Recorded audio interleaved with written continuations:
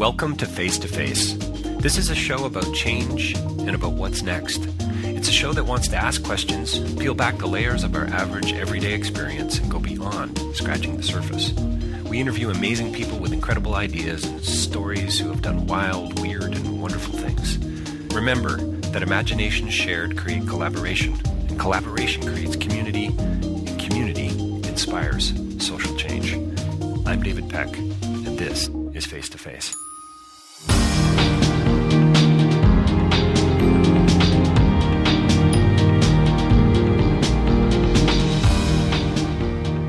So my next interview is with Emmanuel Gras, who's recently won the Grand Prix at Cannes for his film Makala. It's going to be premiering, North American premiere at the Toronto International Film Festival this season. That's 2017. What a delightful conversation. I mean, I felt like I was having this marvelous chat with somebody over a coffee somewhere in Paris. And Emmanuel's wonderful, and he's created a beautiful and engaging, intimate film, and you really do need to see this. I think you're gonna hear about this film on a variety of levels. We talked about family and beauty and wonder, and about economics. We talked about politics and how everything is deeply and intimately connected. We talked about what it means for Emmanuel to be a cosmic materialist, and we got into things like ethics and capitalism and pity and just the extraordinary edge to what we often think is just so ordinary. It's a beautiful film,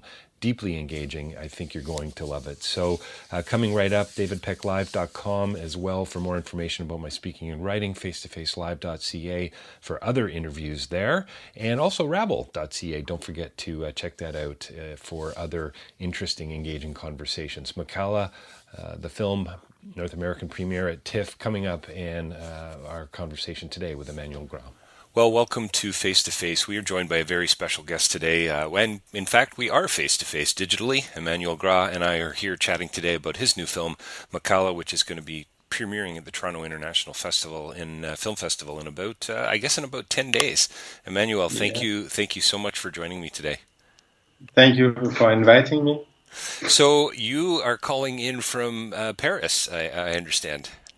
Yes, right, because I'm French and I live in Paris for the moment. For the moment, are you on the move? Yeah, I mean, my girlfriend is American, so we'll see what happens later.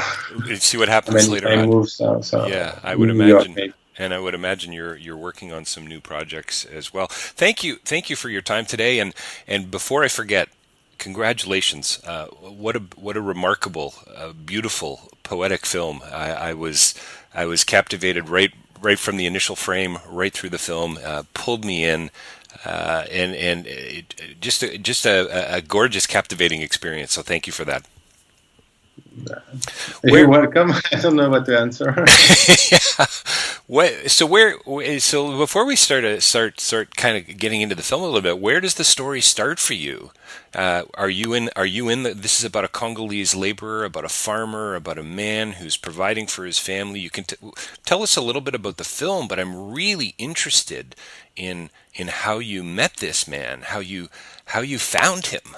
Where does a story like this start? I mean, so the film was shot in Democratic Republic of Congo, and I have been there several times because I am also DOP on documentaries, and I worked with a Belgian director who is called Bram van Paschen, and so we did in this very specific region of Katanga in the south of Congo. We did 2 documentaries. So I went there, and when I was filming, and I remarked those people who are doing this job of making charcoal and selling to it people from villages who sell charcoal in the city of Kolwezi.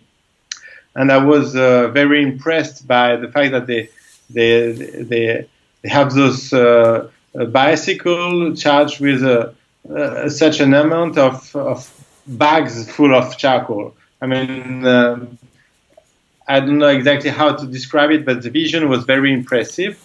And I had the desire to discover a very simple question like, where do they come from? How much do they sell? What is the price of one bag?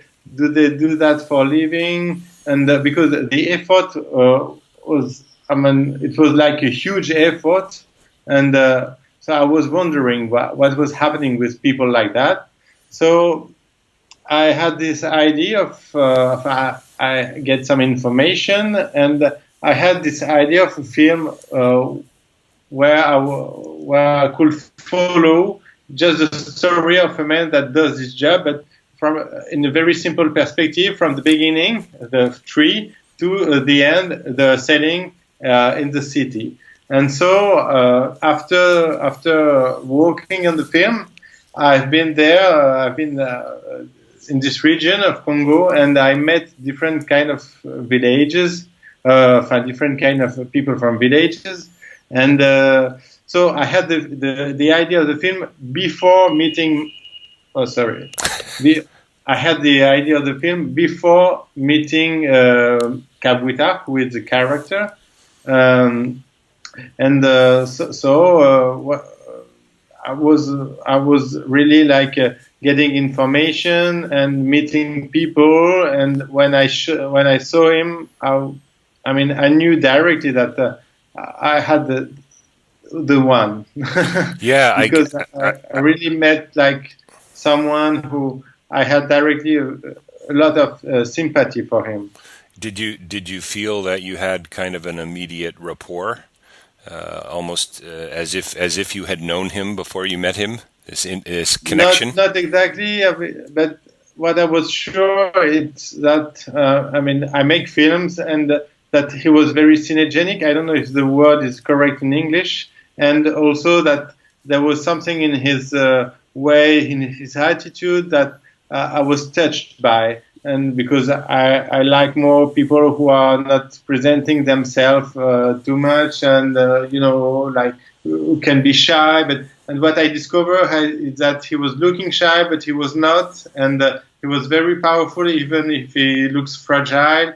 So all those elements of someone very soft, but also he can be tough when it needs. I mean, I spent time with him before doing the film, and all those things were creating someone who was not totally complex or with dark aspect, but someone like a real person I could exchange with, and I felt not like I was knowing him from before, but I felt close to him. Why did you choose, and it must have been very specific, clearly, if you'd been thinking about this before you actually met him, Kabuta, just one person? Did you at any time think, oh, you know what, maybe we should, the film sort of really revolves around him and his family and what he goes through and this struggle, really, to make a living and to provide for his family. Why didn't you follow other charcoal makers, other families? But I mean, the project was from the beginning, even before meeting him, was to follow just one man. Just the one man. Yeah, it was a question because I knew that some people they sell charcoal to trucks who goes from a village to another. Some people, some villagers. They are together to make this to make charcoal, but and I knew that some other ones they were doing that alone, and I was more interested in one, not lonely, but one guy alone, because what I'm trying to do as filmmaker is to reduce or always making something very simple, straight, and because. So it opens to a lot of. I'm not lost in different kind of stories or perspective. I want to reduce everything to go into the essence of something. And like that, I can develop what I'm trying to do is that to touch the essence of what I'm filming. There's a absolute simplicity and poetry and beauty to the film right from the get-go. I actually wasn't sure if I was watching a documentary film or a narrative film, just how quickly I was drawn in. Emmanuel, Grand Prix winner at Cannes, accolades, a lot of excitement around your film and so on. What have you found as people have been asking you questions about the film, about the story, about this family and Compuita and so on? What are you finding has changed from your perspective when you went in and you first started filming? I feel like this film is about so many things. It's about this man, it's about his life, it's about his work, but there's an environmental aspect to this film. Mm-hmm. There's an economic aspect to this film. This film's about globalization. It's about poverty. It's about hard work. It's about good family values and about loving each other and all of these. I mean, it's utterly brilliant, the layers. How about for you? What's changed along the way? What's changed? I don't know.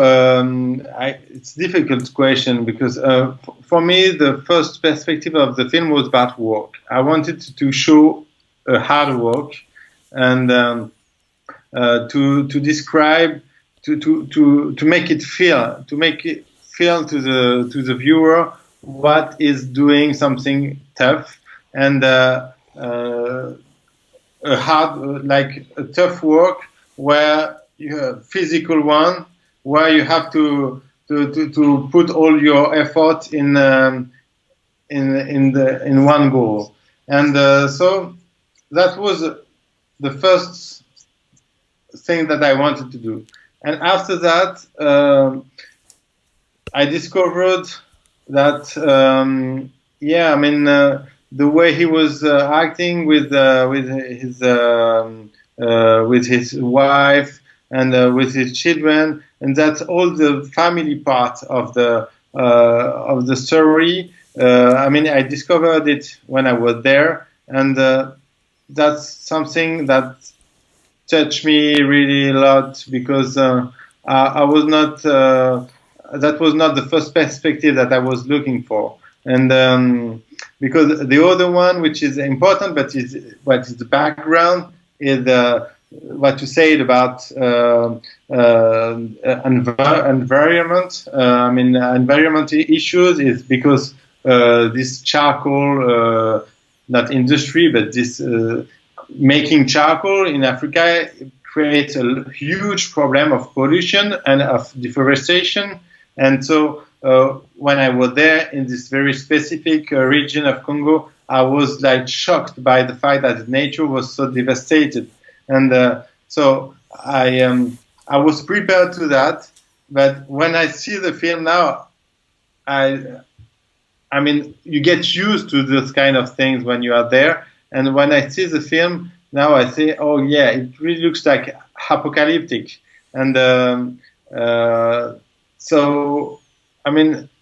even Emmanuel, even the opening sequence of the struggle and the beautiful way that you shoot him walking out to the field to his work for that day. I'm assuming it's a day. It must have taken longer to chop that tree down, but the size of the tree, the size of the task, how much work is actually involved. It's one man against the environment, one man against the odds, and there's no narration. It's just so I get to unpack it all myself as the viewer. This isn't here in Canada we have the CBC, the Canadian Broadcasting Corporation, and so I could see a film like this being made about a charcoal maker, but it would be much more educational. It would be way more informative. There would be a narrator telling us about the Congo and telling us about this family and about charcoal and so on. But you don't give us any of that. You let me pack that. You let me unpack that like I'm approaching this in some sort of philosophical way. Yeah, I made a film before which was called Bovines or Life, Cow's Life in English, and it was about breeding cows, and there was no voiceover, nothing, just cows living their life in the fields, so the viewer could have the sensation that there was no story, but little by little, a story was was appearing, but at the rhythm of the animal. And so I say that because what I'm trying to do as filmmaker is never to get in. I mean, there are some kind of information about things in my films, but never as educational, as you said. I mean, journalists do that very well. Some journalists do that very well, and that's important to do this kind of film. But that's really not my issue to do this kind of thing, because what I'm trying to do is more to create an experience, a life experience, and so in this film, what I was trying to do is to put the spectator as companion of Cabrita and to follow his step. Nice. And at the rhythm of his work and at the rhythm of his life, and like to put the spectator as he was there, and and suffering with him, making the effort with him, and also having some joy with him. So it's really more that, because I think that's another way of knowing the world, and it's more about sensation. Really, I just want to create sensation and emotion, but first of all, sensation. What's emotion and sensation? What I love near I think it's near the end of the film. He meets a few people along the way. It's very much a road movie. I mean, I didn't really get that sense until I was, wow, this is a road movie on a bicycle, exactly. A man with an axe and a man on a bicycle, a real struggle. And yet, what's so beautiful about this man, and I don't know him at all, other than what you've provided me, is he seems so patient and so open and so just willing to the world as it kind of unfolds around him. And the bike falls over, a bag is stolen, and different things happen along the way. And this is just a part of life. This is, I'm going to keep going. I'm going to move on. Yeah, I mean, because what seems extraordinary for us, it's just normal life for him. So, I mean, he can be depressed or sad or angry, very angry about some things. But what is important to understand is that there is nothing really extraordinary for him in what's happening. It's just the daily life, the daily work, and so that was something that I wanted to do to make people feel is that, and it was like I tried to do something where like a hero of a daily life. I mean, because what they are doing is for me heroic, and but you just don't know that someone do something like that. I mean, that's something very very strong in Africa, that people, I mean, I don't know in Africa, but I know Congo, I don't know the rest of Africa, but in Congo, a lot of people are really poor, and having just an object, in his case, a bicycle, is their only way to make some kind of money. And so with that, sorry, no, I lost myself. No, it's what I think is so great about what you're saying, and what's so I think important and insightful, is there's something remarkably extraordinary about his life, and I think that just comes through in your cinematography and the way that you shoot the film, and this how you draw me into this poetry, this beauty of life, that here is this struggle this man is facing, but there's something remarkable about that. And there's a great moment near the end of the film where I forget who it is who he meets, Emmanuel, but somebody says to him, on a road like this, it's best to travel in a group and not to go alone. And I just, it was just, isn't this what life is about, right? We can't do this by ourselves. We've got to do it with others. we need community, we need family, we need friends. Yeah, exactly. I mean, it was a very pragmatic remark, but yeah, there are different moments like that where you can. It was just yeah. I mean, this guy was another guy who was on the road, and they met at night in the village because he spent 2 nights on the road, and I didn't know what they were talking about when I was filming this scene, Right. and because I was not, I don't speak Swahili. I had a translator who was with me, but I mean he was translating some words and always after the scenes. So I was not knowing what they were talking about, and when I realized that they were talking about that, I mean, yeah, it touched me like very simple but very true sentence that you could understand in different kind of way. Yes, exactly. So the light, the sunrise, light at night, the shadows play such an important role in the film. Would you? I'm not sure what question to ask you, but it's, I guess, a little more philosophical here. Are you an existentialist? Have you read a lot of have you read a lot of French philosophy? Yes, de Beauvoir No, and Sartre and Camus. My girlfriend is a philosopher. Oh, okay. And she works on she works on different things, but on existentialism. So that's funny. Yeah, I think I'm a materialist.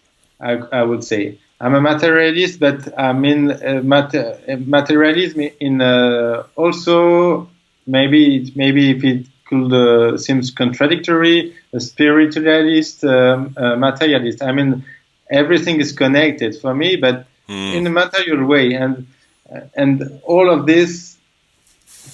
What is interesting for me is that how we are connecting in very concrete way about about Earth, about cosmos, even, and what are the ideas that we create, because we need ideas to make this community exist. So now I'm talking about the last scene where there is this religious ceremony, and I mean I'm not religious, but I'm very touched about the expression of kind of religion, because there is a need there for the human people to feel that they are connected with the rest of the universe.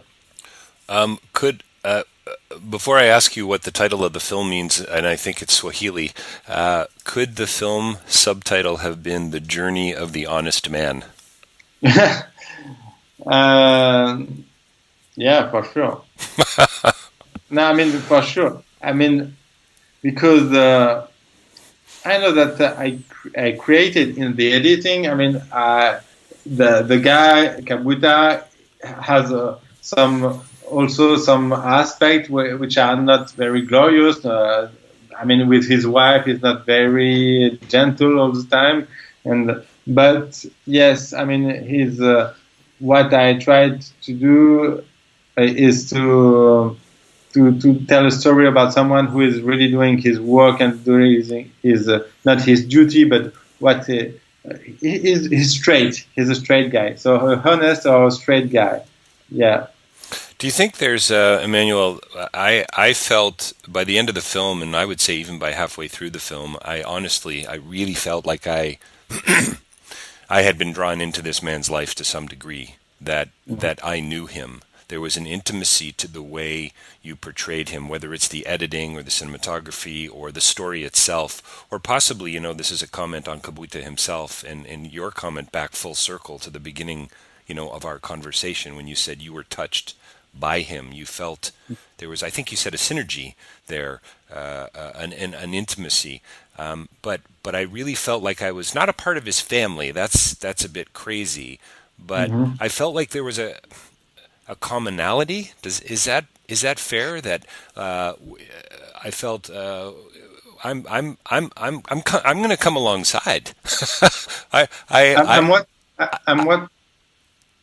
What did you say? I didn't Oh, understand. I The felt last like, sentence. one of the questions I wanted to ask you, you're filming him from behind as he's walking with the bike, and at what point did you say, I'm going to put the camera down, I want to help this man? Right? Okay. Yeah. That's kind of how I felt. Like I Yeah. felt Yeah. Yeah. so drawn in, so compelled that, geez, let me help. Here, let me carry one of those bags for you. We're all in this together. Yeah. I mean, I had a lot. I had often this question because, yeah, I mean, all the editing and all my work on ed- on editing the film was to create this sensation of this effort is too huge, and I want to be there to make something, because so I emphasize this. So I understand totally why people ask themselves this question, because a lot of people want to help him. But when I was there, I mean, my work was to make a documentary, and what I would answer to that question is that the contract, or the dialogue that we had, is that I was working. I was not doing, like, I was not a spectator of his suffering, doing nothing and just looking at him like, oh yeah, that's hard, and okay, push it more. And no, I was working. Of course, it was not physically so hard, but I mean, I was how I was with him is by work, because I was doing my work, and my work was to show after that his work. Right. So that's how I was sustaining. I'm not supporting him. Right. Sure. Yep. Not by helping, because You know what, otherwise I Emmanuel? would not feel about that. Sustaining is actually a better word than Ah, supporting him. I okay. I love that, the developmental language, the economic edge to that as well. There's a relational component. Hey, and we're going to have to wrap up the conversation soon. And again, thank you and congratulations for such a beautiful film. But there's a scene, and I won't give the scene away, near the end of the film, where somebody says to him, "Forget about mercy, just give me the money." Yeah. And I mean, that's a hard scene to watch, actually. Mm. When and as you said, you didn't know what was going on probably at the time, because you weren't having it translated on the spot. You're shooting it from a distance. But forget about mercy, give me the money. And I just went, isn't that everything that's wrong with capitalism? Isn't that everything that's wrong with the free market? Yes, it's about business. Yes, it's about hard work and making a living and providing for your family. But anyway, I think it just raises some really beautiful and insightful questions. Yeah, exactly. I mean, that's what the question of moral issues, or of just sympathy one for another, is really not an issue in a liberal or capitalist way of seeing the society. And yeah, absolutely, that's what is really wrong. And I mean, I know that the Bible of liberals is Adam Smith, and he wrote this book. But there was another one who was, and and he was considering that the first book about free exchange was just one part of his thought, and the second was about moral and ethics. And so it's always forgotten. I don't think that it's possible to have ethics in capitalism, but he tried. Even he thought, okay, that's not enough to think that free market is okay to be a good route for relationship between humans. And yes, and it's also about the fact that in a situation of surviving, you don't have a place for pity, and you don't have a place. Everybody is in need to food. is in need of having money just to eat something. So in this kind of situation, yeah, when he said, I don't have, he said, I can't have pity for you. Just give, I can't. So that's important. I can't have pity. It means that no, there is no place for this kind of thought because everybody is struggling, and that's the kind of situation that that people are put, and it destroys something. It destroys solidarity. I'm kind of sad that in the film I didn't have so many situations and so many occasions to show that there is solidarity too, and that there is. It's not like a world of just a lonely individual. But I would have, if I had the occasion, I would have shown that. But yeah. What's really also interesting to me is this. You know, this is obviously a film about a Congolese family and a man, and Congolese culture and society and African culture and economics and so on. But you know what? For me, Emmanuel, this is a film about us. This is a film about me. You know, I think it was Emmanuel Levinas, another French existentialist, who said, you know, and he was riffing off of Dostoevsky. He said, "There's nobody more responsible than myself." You know, we're all responsible, but I'm more responsible than you are. If that makes any sense, you know. So we're all in this together. And for me, this Makala, it was just a beautiful reminder of that. That yes, this is about others over there, but this is really about all of us together. And this is why I think it's such a beautiful and environmental film as well, if that makes sense. And I mean environmental, not just for the trees, but for you know, for us, for one another as well. What is the name of the film? It means in Swahili. Makala means charcoal. Just means charcoal. Yeah, as I said, I'm materialist. Nice. I'm a cosmic materialist. So a cosmic materialist. I searched a lot of different kinds of titles, but at the end of the day, I chose Makala because it was more direct and it was very concrete. Well, I think we're going to have to ask your girlfriend what cosmic materialist actually means. Yeah. You know what's so interesting to me, and let's I guess sadly we're going to have to wrap this conversation up, and I so hope I get to meet you at the festival in the next couple of weeks. But you know, you talked about the ordinariness of his life, and charcoal seems so ordinary, and yet his whole life is connected to this piece of material, as you say, this object, and the richness of his life and his family. And you know, I love the scene where he says to his family, "There's building a house is no joke. Building a house is no joke. This is serious business. This is about my family. This is about creating a."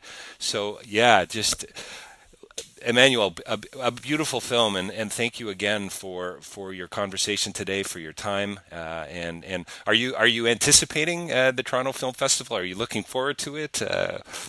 Yeah, I mean that will be such a huge festival, very important. So I'm not nervous really because I had some good reviews already. I mean, I think that people will be interested in the film. I hope. But for sure, I'm waiting for it. Absolutely, I'm waiting for the reactions. I'm excited for you. Thanks again for your time today and for the conversation. I really appreciate it. We've been talking to Emmanuel Gras today about his new film, Makala, premiering at the Toronto International Film Festival in the very near future. Thanks again for your time today. Thank you.